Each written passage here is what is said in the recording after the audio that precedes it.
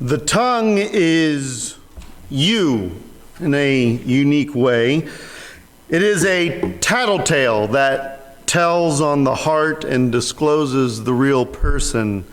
Not only that, but misuse of the tongue is perhaps the easiest way to sin. The saying, with great power comes great responsibility, highlights the importance of using one's abilities, including the power of speech, for good and with care, as the tongue can wield a significant influence and impact. There are no limits to what one can say, no built-in restraints or boundaries. In Scripture, the tongue is variously described as wicked, deceitful, perverse, filthy, corrupt, flattering, slanderous, gossiping, blasphemous, foolish, boasting, complaining, cursing, contentious, sensual, and vile. And that list is not exhaustive. So no wonder God put the tongue in a cage behind teeth, walled in by the mouth. The tongue is of great concern to many biblical authors. David wrote, "Keep your tongue from evil and your lips from speaking deceit," Psalm 34:13. And I will guard my ways that I may not sin with my tongue. I will guard my mouth as with a muzzle while the wicked are in my presence. Psalm 39, verse 1. And of boastful wickedness he wrote, "Why do you boast in evil, O mighty man? The loving kindness of God endures all day long. Your tongue devises destruction like a sharp razor, O worker of deceit."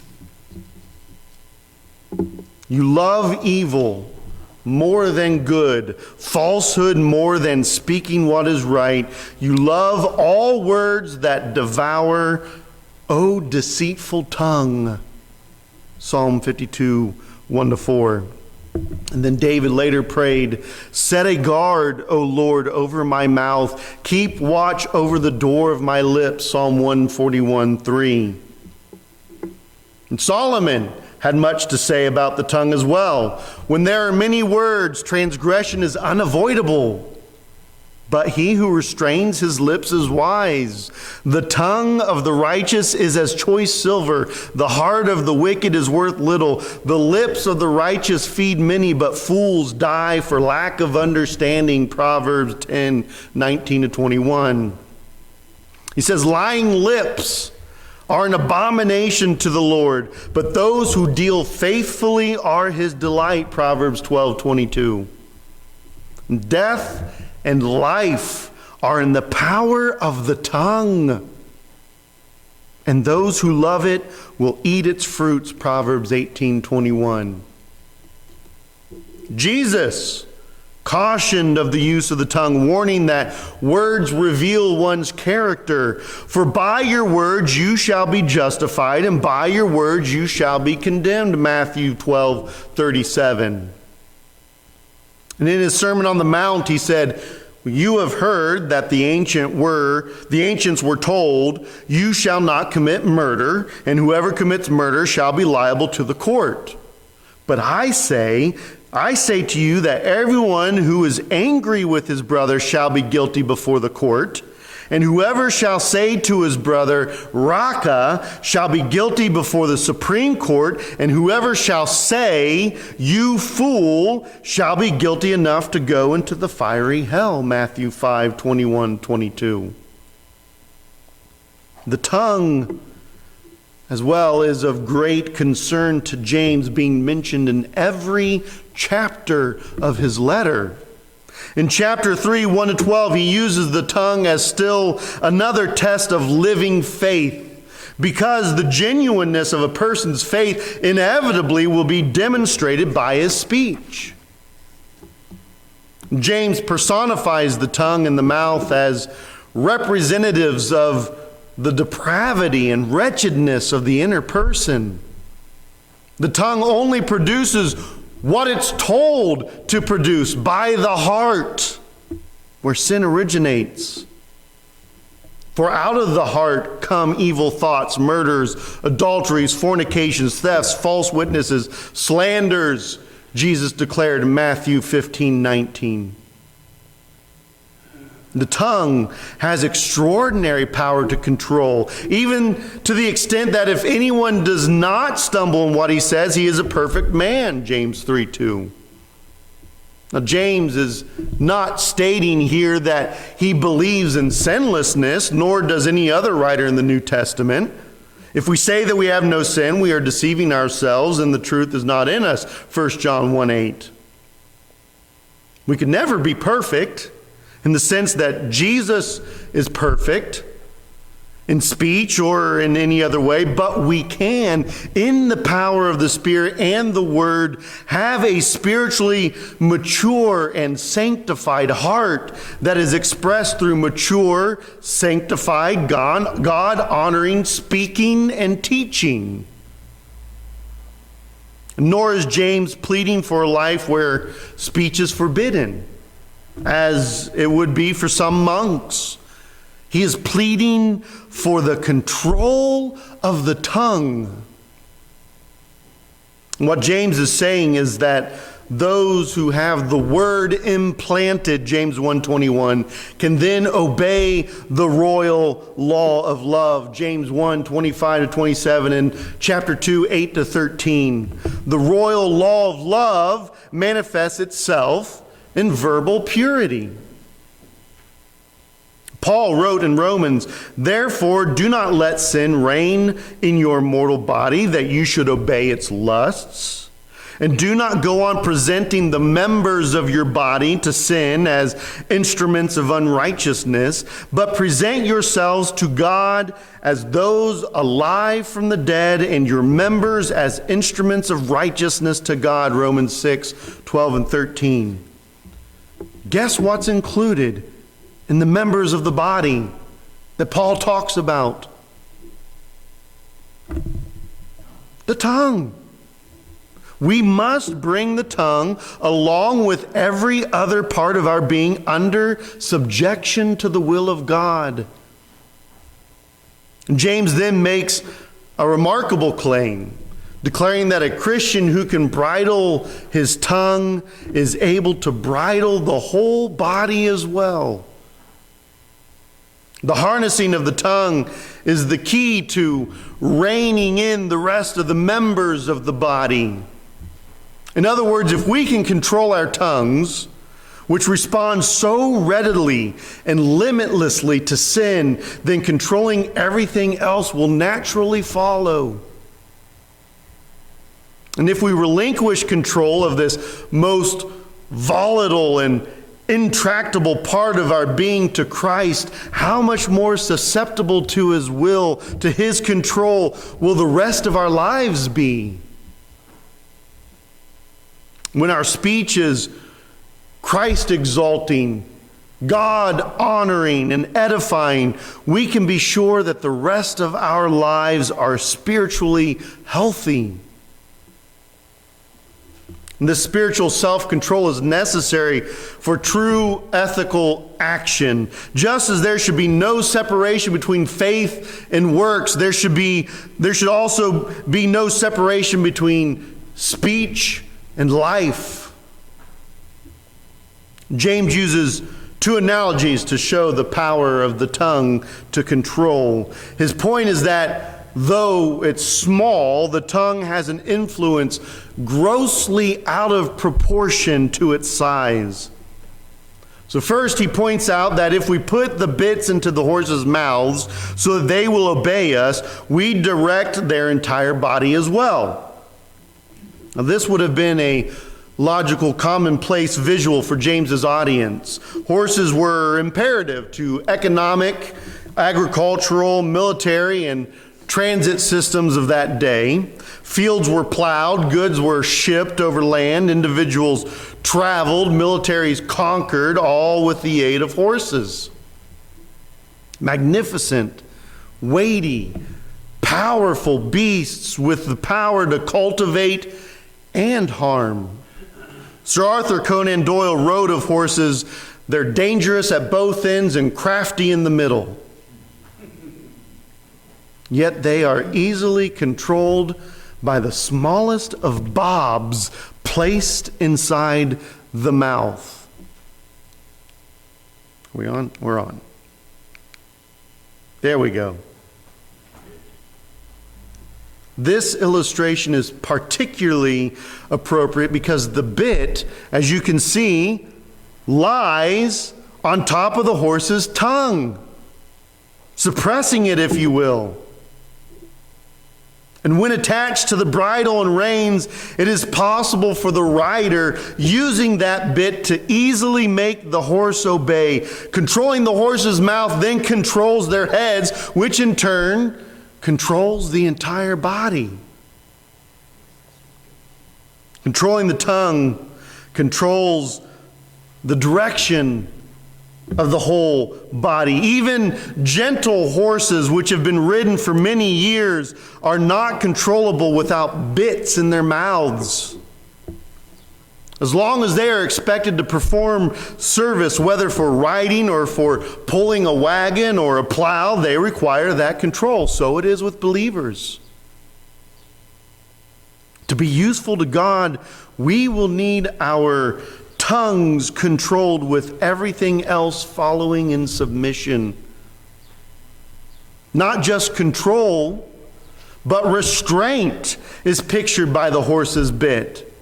Now, as I mentioned, the bit lies atop the tongue. They're restraining it. And applying this illustration to the believer, judgment then becomes our restraint, knowing when and when not to speak.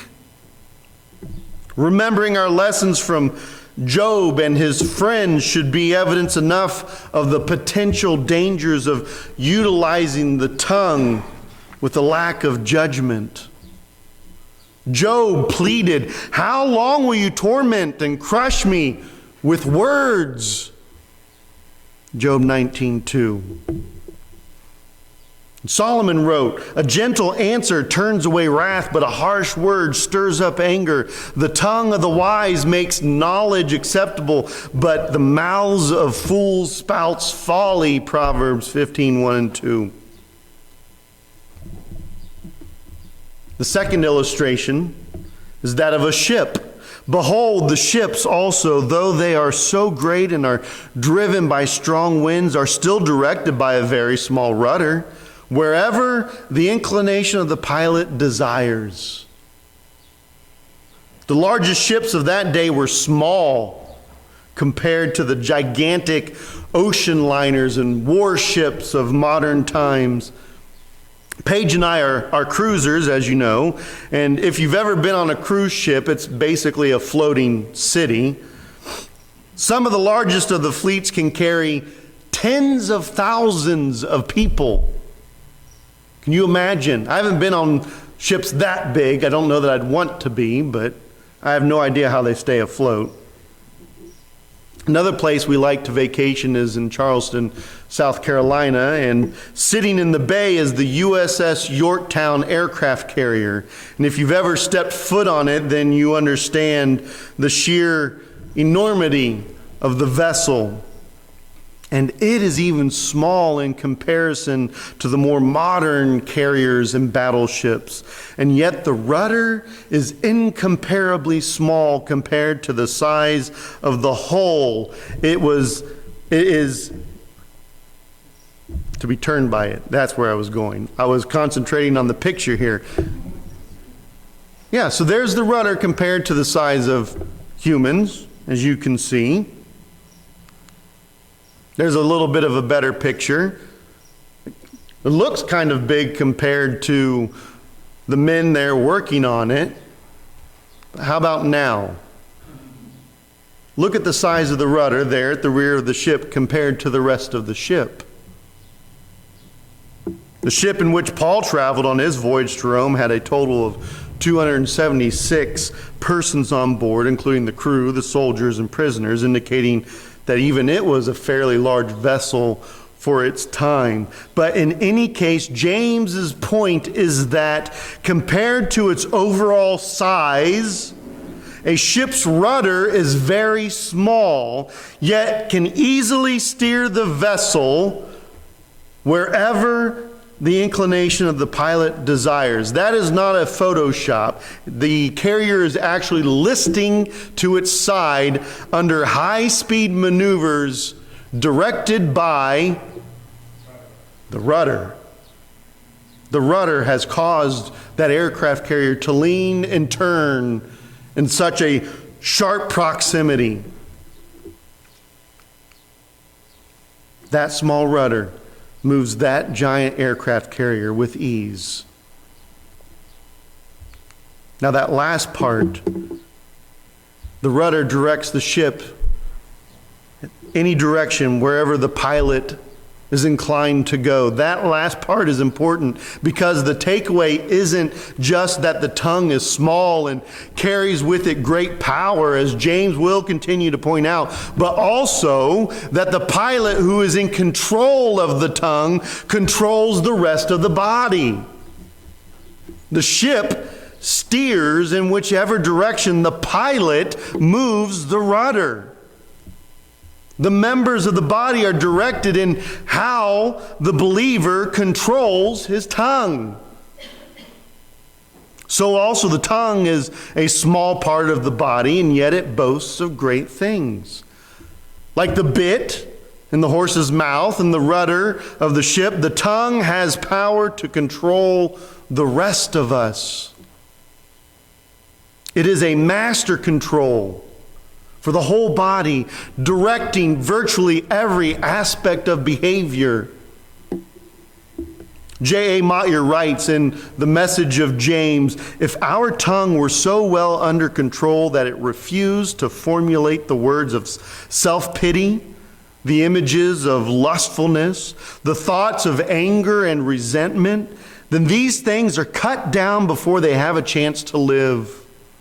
The master switch has deprived them of any power to switch on that side of our lives. The control of the tongue is more than an evidence of spiritual maturity. It is the means to it, end quote. Now, James doesn't give any specifics in saying that the tongue boasts of great things, but he obviously has in mind man's natural inclination to boast, to be self-centered, and contrary to the claims of popular psychology, to have a high self-image. Whenever and however the tongue boasts, it leaves a wake of destruction. It tears down others. It destroys churches, families, marriages, personal relationships. It can even lead to war. In order for the tongue to control our lives in the right way, we must resist the ever-present inclination and temptation to boast and brag. Peter reminds us that Christ is our example. The Message says this is the kind of life you've been invited into, the kind of life Christ lived. He suffered everything that came his way so you would know that it could be done and also know how to do it step by step. He never did one thing wrong, not once said anything amiss. They called him every name in the book and he said nothing back. 1 Peter 2:21-23. Frankly, we should guard our tongues and keep them shut whenever possible. But if we must speak, and when we must speak, we should speak only gracious words, kind words, words that build up rather than tear down, that edify and comfort, bless and encourage. They should be words of humility, gratitude, peace, holiness, and wisdom. They should only be godly words. Such words can only come from a heart that has submitted to the control and will of God. If you have not submitted your life to Him, I urge you to do so. It's never too late to do so in this life. Submit your whole being to the one who made you by repenting of your sin, confessing Jesus as Lord and Savior, and reenacting His death, burial, and resurrection in baptism, calling on His name, professing with your tongue, glorifying God. You can do that this morning as we stand and sing this song.